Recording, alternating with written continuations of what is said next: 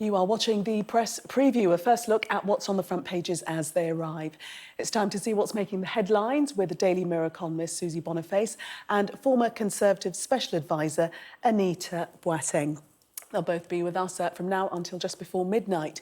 So let's see what's on some of those front pages for you now. On the front page of The Telegraph, thousands of onshore wind turbines may be built under new plans to generate more energy. And the Times front page features the story of a UK missile shooting down the first Russian helicopter. COVID numbers feature on the front page of The Guardian as the cases hit an all-time high. And the FT also leads on rising COVID cases, with offices emptying as infections increase. Reminder now that by scanning the QR code you'll see on screen during the programme, you can check out the front pages of tomorrow's newspapers while you watch us. And I'm joined tonight by Susie Boniface and Anita Boateng. Welcome to you both. Let's start with the Telegraph front page and thousands of turbine to treble onshore wind power. This looking at an alternative source of energy, which has really come to the fore and is pressing right now. Susie, take us into this story. Yeah, so this is going to cause a massive split in the Conservative Party. Boris Johnson needs to find some cheap energy quickly. And the cheapest way of doing it and getting it soonest is wind energy. And we've already got 649 wind farms that are approved. They've got planning permission, but they're not been built. And because they're in quite rural areas, sometimes it's difficult to connect them to the grid. So it takes some effort. And his party, his backbenchers, are very, very anti the idea of wind farms being onshore, which are mostly going to be in rural areas where there's good lots of wind, of course. So it causes him a huge problem. But he's also got, I mean, I wouldn't want to be Boris Johnson today, because this is a very sticky wicket to be on. You can't do anything else any quicker than this. This is the quickest way of doing it, and it's the cheapest way of doing it. And if you cast your mind back to 2016, when after we had finished rowing about Brexit, well, we didn't really finish in 2016, did we? We were still rowing about it. But September that year, Theresa May finally approved Hinkley Point C, a new nuclear power station. Now, she had hummed and hawed about that decision for months. And at that point, it was already 8 years delayed. OK, and when she finally approved it and said, OK, you've got to go ahead with it, the entire British public, there were surveys showing that they really didn't approve of new nuclear energy at all. Then there was a big kerfuffle about Chinese security and the security of the site and whether Chinese firms like Huawei were allowed to provide services to the site. And then they had to get kicked out. And it's just been chewed up and chewed up and chewed up. If all the prime ministers before Boris Johnson had actually had decent functioning energy policies that had produced some energy rather than constantly kicking the can down the road, then he wouldn't be in this situation now. He is in this situation now. We've got a war in Ukraine. We can't have Russian oil and gas anymore. And we also need to try to find a way to reduce our reliance on oil and gas generally. I'm glad it's not me having to make this decision, but that's why you're going to hear a lot about wind turbines in the next few months. We're going to come back to that, but just want to bring you some breaking news that we're hearing via the Reuters news agency, and that is that a US judge has upheld Ghislaine Maxwell's sex trafficking conviction. This is despite a juror's acknowledgement that he had falsely stated before the trial he had not been sexually abused. So just to reiterate that, breaking news, a judge has upheld Ghislaine Maxwell's sex trafficking conviction, and that's despite that juror acknowledging that he had falsely stated before the trial that he had not been sexually abused.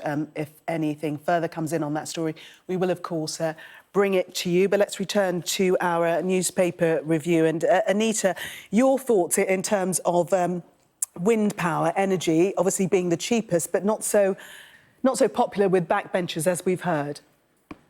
Well, I mean, the interesting thing about wind power is that it's not just about popularity with Conservative backbenchers. Actually, there's a broad challenge in this country, whether it comes to house building or onshore wind, and that people like the ideas of it, but not necessarily near their homes. And so I think that this idea that it's just a Conservative problem or challenge, I don't think is that. And the other thing I'd say is that fundamentally, it was New Labour that had a moratorium on nuclear energy, which caused a massive break in investment in energy and nuclear energy, which is going to be absolutely essential for energy security. And I think that the debate in the Conservative Party has really moved when it comes to energy, because now we can talk about net zero as being absolutely intrinsic to energy security, and it being framed in that fashion, and the Prime Minister and Susie Boniface and Rishi Sunak all grappling with the idea of how to efficiently bring on clean energy as a more secure way of getting energy that doesn't involve Russian gas, etc., is really quite a marked step change, and one that I think most people that care a lot about the environment would applaud.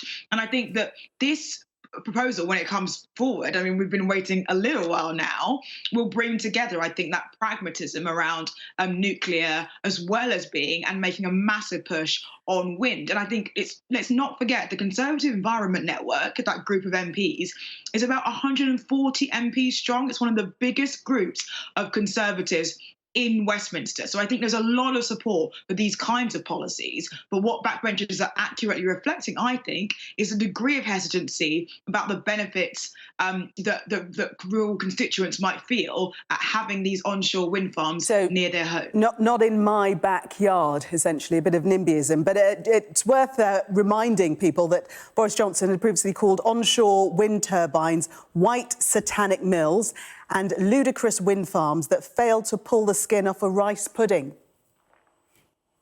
You laugh, but that was his view.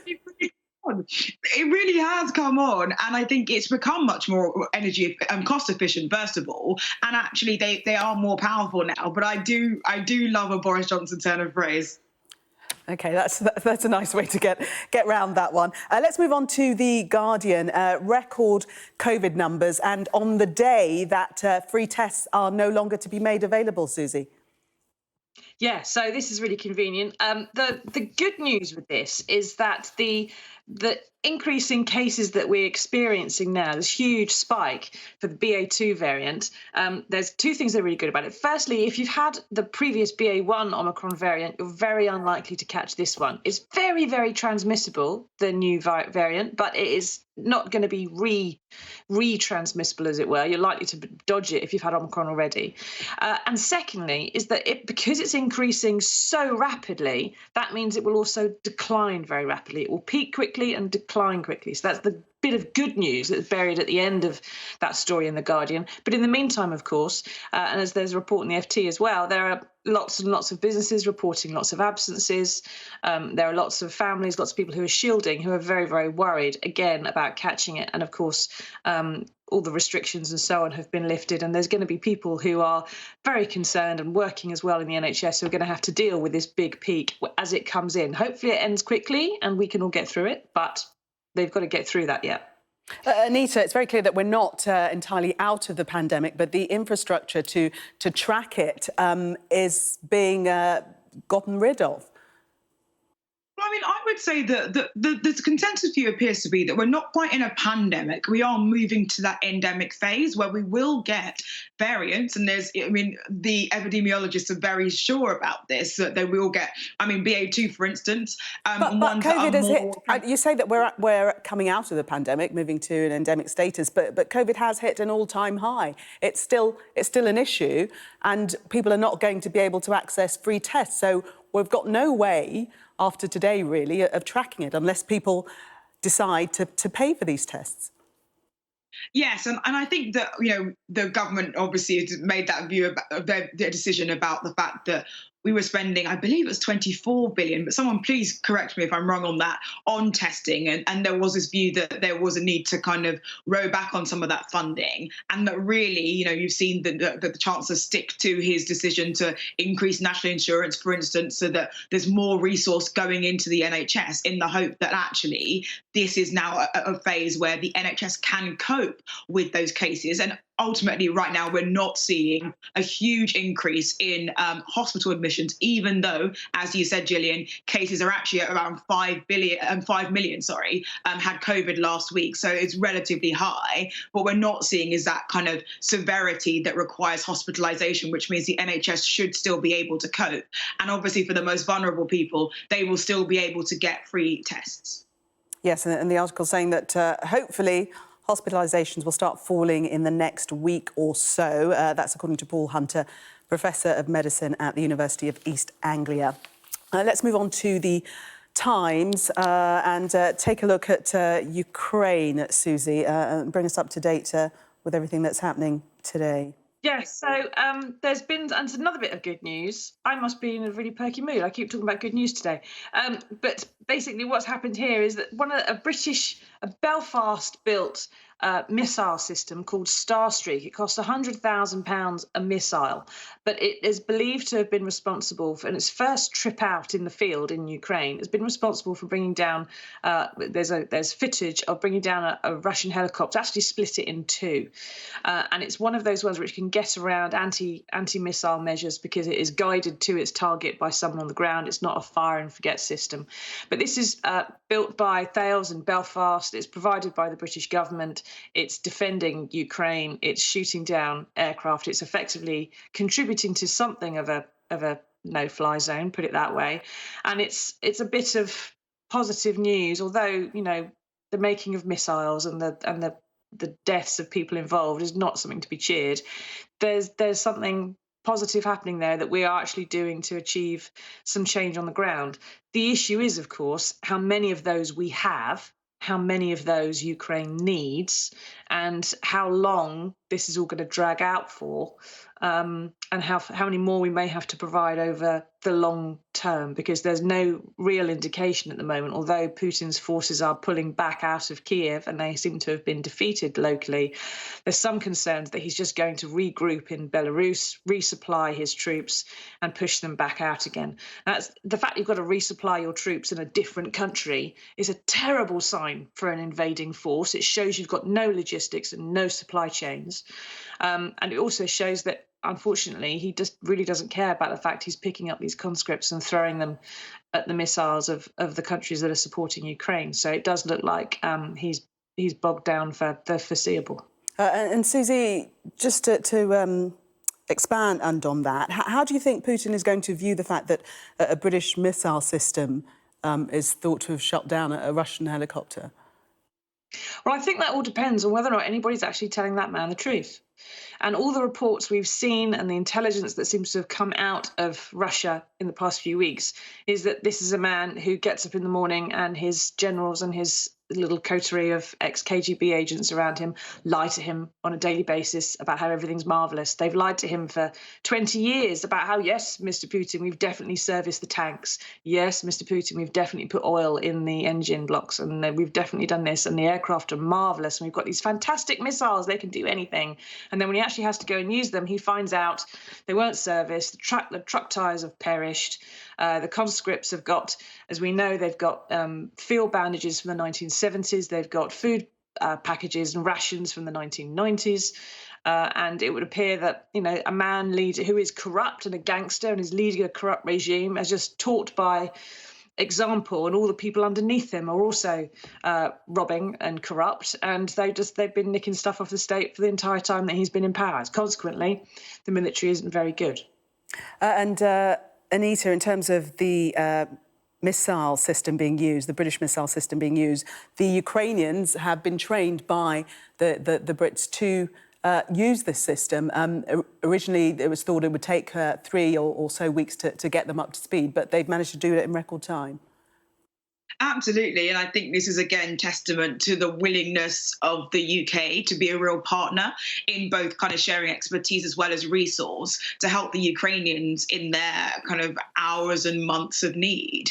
But I think this is a really interesting question, because we're kind of in a situation where the Ukrainians are putting up such a fight that they're able to repel the Russian advance. But the question is, can they then move to a situation where they are advancing and they are able to push Russia out of particular areas. And I think that's where it's going to become very interesting, Gillian, which is, there's a difference of opinion between, for instance, France and the UK about how much resource, how much the European power should sort of lean into that arming. And for instance, should Europe be providing tanks? Should NATO be providing tanks that allow the Ukrainians to retake territory? And I think that's where the debate is going to be moving next.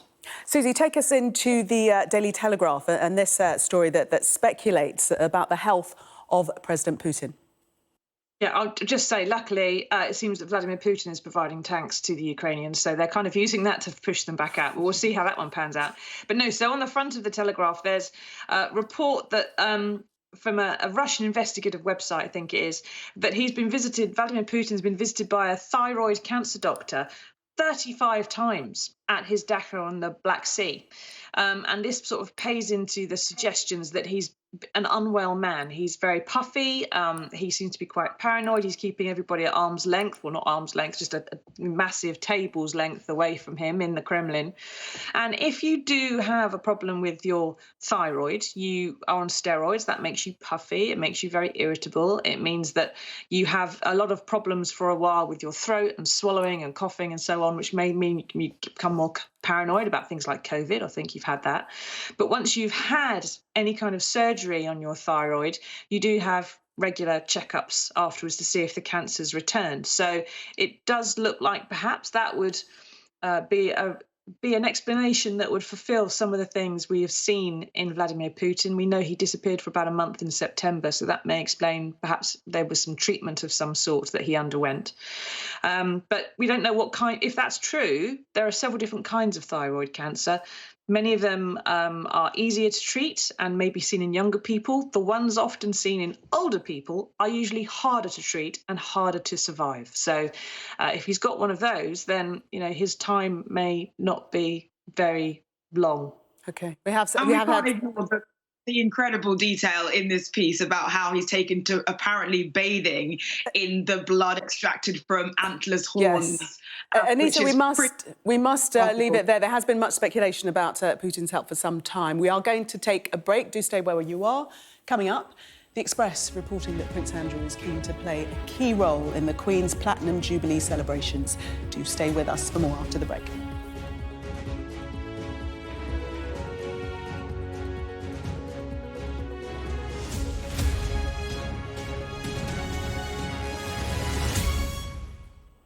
Welcome back. You're watching the press preview with me still, the Daily Mirror columnist Susie Boniface and former Conservative Special Advisor Anita Boateng. Let's take a look at the Express front page. Seemingly, Prince Andrew is going to take part in the Platinum Jubilee celebrations and will have a visible role. Susie? Yeah. Turns out a man who's prepared to pay 12 million to make something go away and then parade in front of the cameras when he didn't absolutely have to is not going to go away quietly. So this is a suggestion that despite apparently lots of briefings going out to royal reporters in the last week or two that his appearance at his father, Prince Philip's memorial, was going to be his last appearance in public life. Prince Andrew is now keen, we're here, to play a role in the Platinum Jubilee, which is coming up in June. There's also a Falklands War Memorial event that's going to be taking place soon, so he may want to be involved in that as well, who knows.